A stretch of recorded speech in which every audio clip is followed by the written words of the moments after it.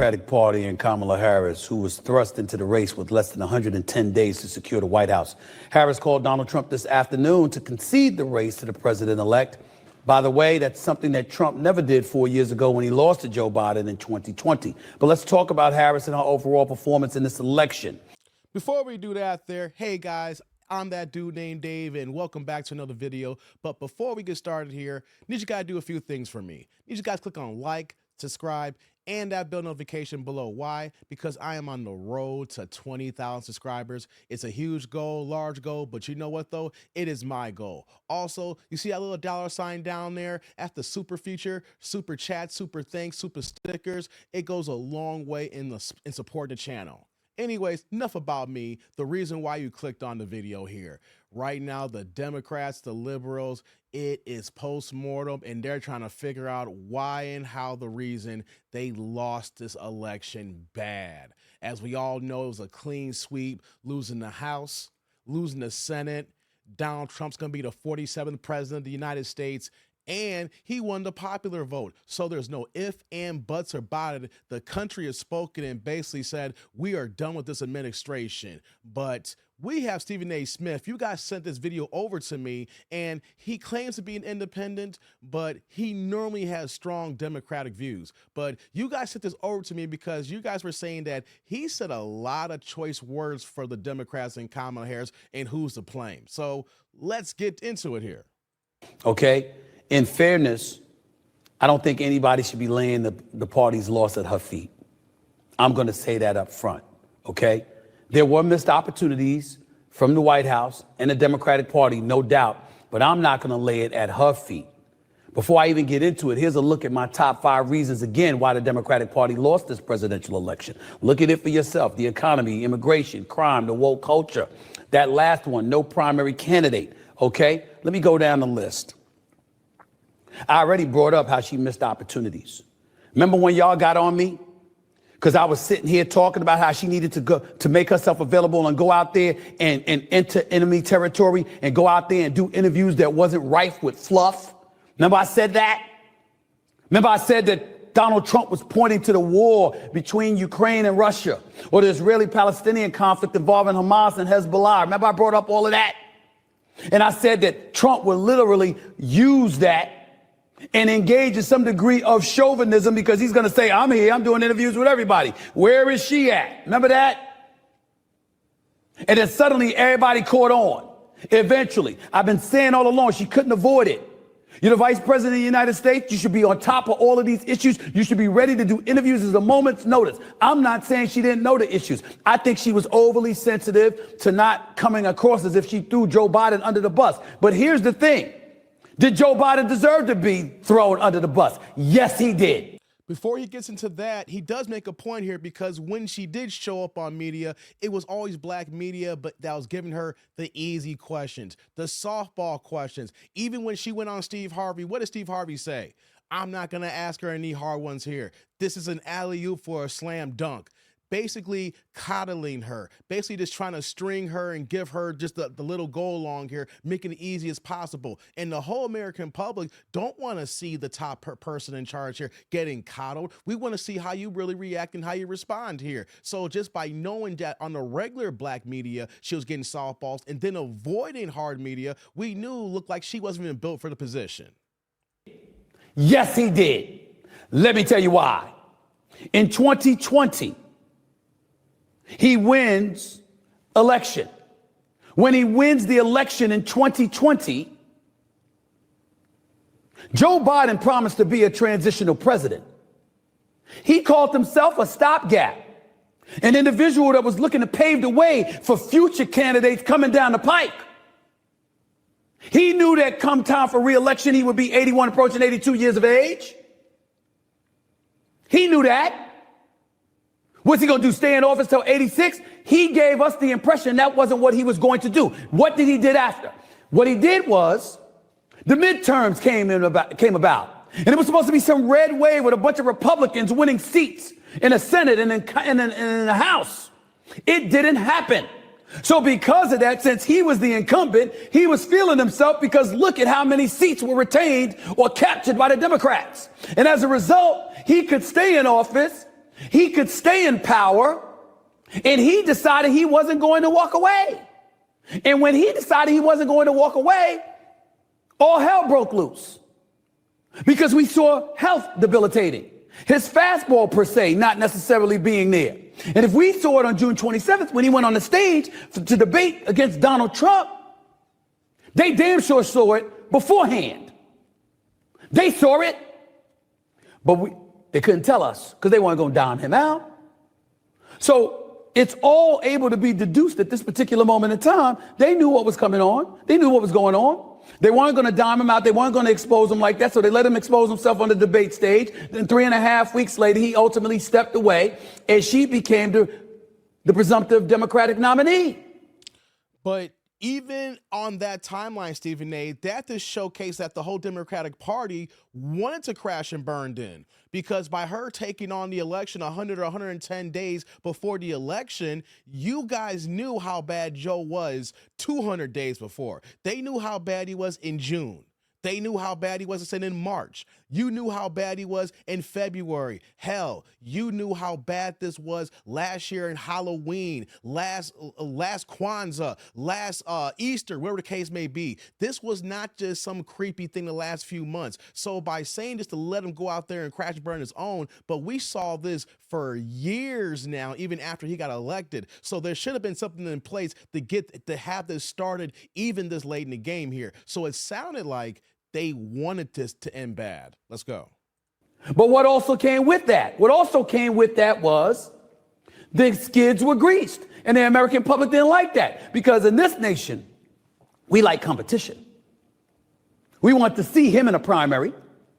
Then we would have knew before June 27th, he wasn't ready. And if you're not going to see him, you wanted to see her in a primary. But that didn't happen, because by the time he stepped away, it was too late to entertain Dean Phillips or anybody else as a potential Democratic nominee. So as a result, the road was paved for her to go up against Trump unabated. That's what happened, ladies and gentlemen. You may not like hearing it, but that's what happened. And not only how that's happened, you can't get mad at people when people call her a DEI hire. You don't want to hear that, but the way that plays out, that's the way it sounds. And perception is key, whether you agree with it or not. That, however, didn't play nearly as big of a role as two things. Number one, the economy.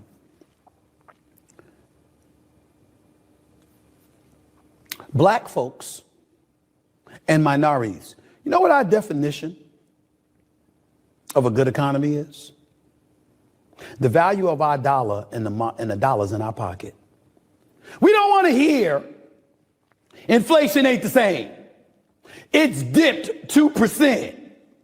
If we can't tell when we go to the gas station, when we go to buy some milk and bread, when we go to the grocery store to buy groceries, if we can't tell, we don't want to hear shit about an economy that's improving. Where's the evidence?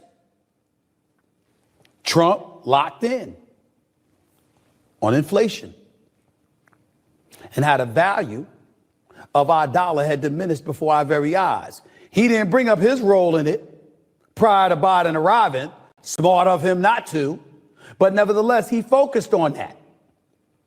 And the Democrats wouldn't acknowledge but so much how bad it truly, truly was. But that all pales in comparison to immigration. Why is immigration so important? Because from the moment Biden got in office, he opened the floodgates. I believe, correct me if I'm wrong in the chat here, that I believe 91 executive orders was rescinded in the first week of Trump's office, and then from transition to the Biden administration, 91 executive orders. So basically just stripped everything down and the floodgates came through where everybody was walking on in. There was no wall built. There was no lines of demarcation to prevent folks from coming across the border. He opened the borders because he was capitulating to the extreme left. Damn near his first week in office with a bunch of executive orders. And as a result of that reality, you had people fresh off of trying to overcome all the noise and the chaos that Trump had created to go into, oh, damn, what is this about? That is what happened. Hey guys, real fast here. Like I said, I normally don't agree with Stephen A. Smith, but he's kind of cooking right now. He's getting on the Democrats. He's getting on the left. He's letting them have it. I'm not smelling any lies right now, you know, so I normally don't rock with him like that. I stopped watching First Take, but he's kind of cooking right now. He opened the borders. And you know what made it even worse when Biden opened the borders, ladies and gentlemen? It was exactly what Obama didn't do. Obama didn't advertise it, but did you know that Obama deported more illegal immigrants than Trump did? Obama deported so many folks. They called him the deporter in chief. That's what they said about him. That was a Democrat in office who did it and was still popular amongst liberals. So you're Biden, why would you go against that and do the polar opposite? Yet he did. And as a result, the right was able to look at our streets being overcrowded, and any immigrant damn near caught getting a ticket for some reason or another was highlighted and illuminated. See what they're doing? Let me add, I'm here in Chicago. Out of left field within the last year and a half, go to downtown Chicago in the Loop. I have literally walked on my lunch breaks seeing so many migrants and illegals to the point, and I am not lying, that on a random Tuesday, I'm taking the break after 1 p.m., they were sitting on milk crates, cutting hair along the lines of Wells and Monroe. I could not believe it. If you saw black people sitting on milk crates cutting hair, you know they would do a clean sweep. You're seeing illegals and migrants in downtown Chicago sitting on milk crates cutting hair. You don't believe me? Come holler at me on one of my live streams here. Let's get back to the video because I'm letting you know right now, Chicago is down bad with these floodgates. To our country, and you saw the backdrop. And it didn't even have to be true. It didn't matter. You saw the backdrop, and then you looked at the streets of Los Angeles, the streets of New York City. San Francisco, let's not forget that. And you said, is that what you want your country to look like? Is that what you want taxpayer money funding? And they had them.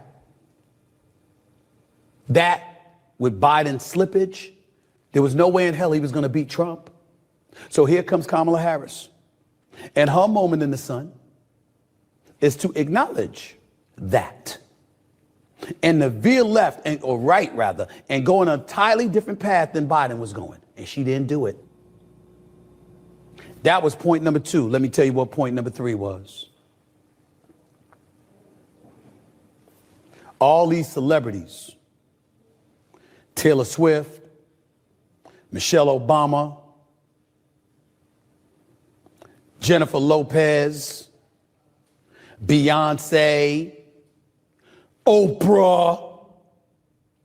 The list went on and on and on. Let me tell you what the problem with all of that was. Let's not forget LeBron James, even though he just put out a tweet. Let me tell you what the problem with that was. Michelle Obama giving a speech in Kalamazoo where she skillfully and brilliantly detailed reproductive rights. Wasn't talking about abortion. She was talking about reproductive rights for women. Fair enough. But then she added a line by saying a vote for him was a vote against us. Don't believe what I'm saying? Take a listen. We are the ones with the knowledge and experience to know what we need.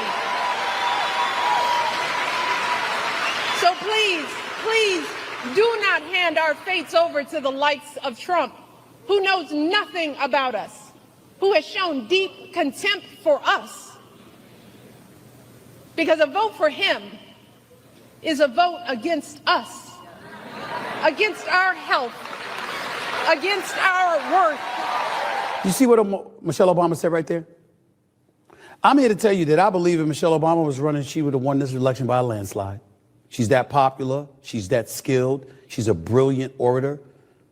She's a wonderful woman, the greatest first lady I think this country has ever seen. But when she added that line, how do you think American citizens felt? So in other words, if we don't agree with you, we're against you. Basically the same way when they sent Barack Obama out to talk to black men and talking down to us, saying that your mother's black and don't make me get Michelle out here to talk to you guys. The Obamas are basically the black Clintons. They're just trying to admonish us, talk down to us, and basically trying to let us know that we don't know any better. You need to listen to us. We know what's right for you guys here. Even though everything we've done hasn't maybe worked out for you, but keep listening to us and we got you. They're talking down to us and thinking that, of course, we're ignorant and stupid and that we're just going to follow every becking word that they got going on. This is how it feels and what we see when they talk to us now. It didn't affect me because I'd already voted for Kamala Harris. Said he was a Democrat. Might not have affected most women, maybe some. How'd you think the men felt about that? So we have to do what you tell us to do, otherwise we're anti-you. Thought that worked? Do y'all know anything about most men? Think that's gonna work? How about this one from Oprah? Take a listen. If we don't Lord. show up Oprah. tomorrow, it is entirely possible that we will not have the opportunity to ever cast a ballot again.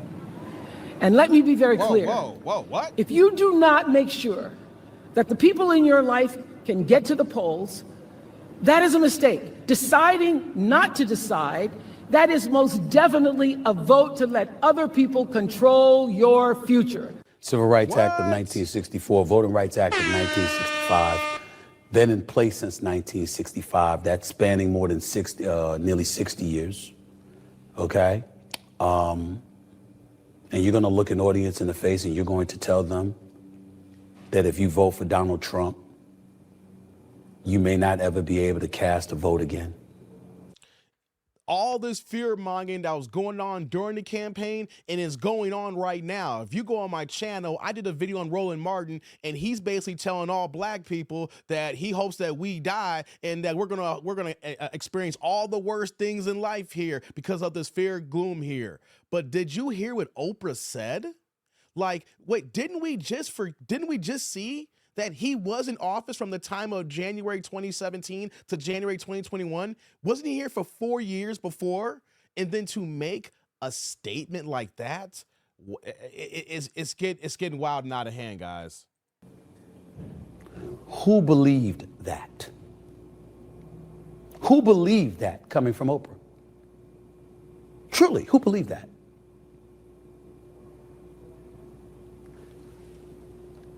This is the kind of stuff that alienates an electorate, that alienates a vote or a voter. Because the freedom that you tell them they have, you try to confiscate morally by letting them know you ain't worth a damn unless you vote the way we say you should vote. Who's going to go for that in a general election?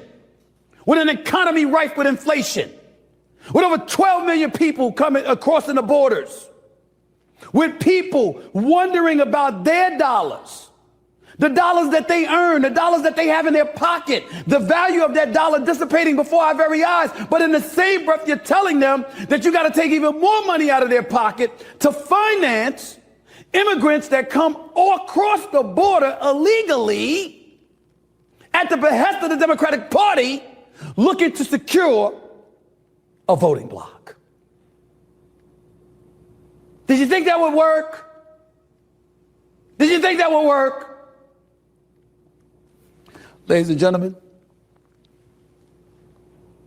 Kamala Harris wasn't perfect, but she worked her you-know-what off to try to make this happen.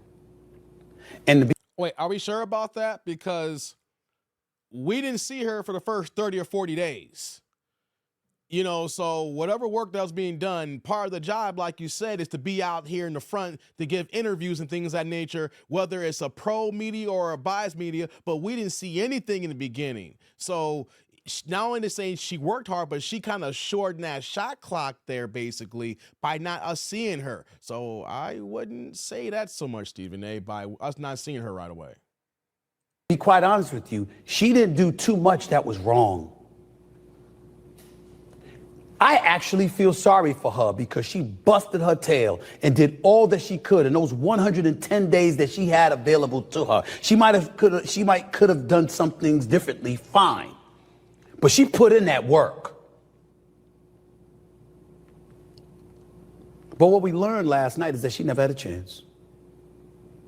Because too many American citizens are too disgusted with what they see from the extreme left, who are the progressives, who apparently hijacked the Democratic Party and leaned them and pulled them so far to the left that they felt, hell, even if it is Donald Trump, at least that would be closer to us recognizing the country that we live in as opposed to what we've been subjected to.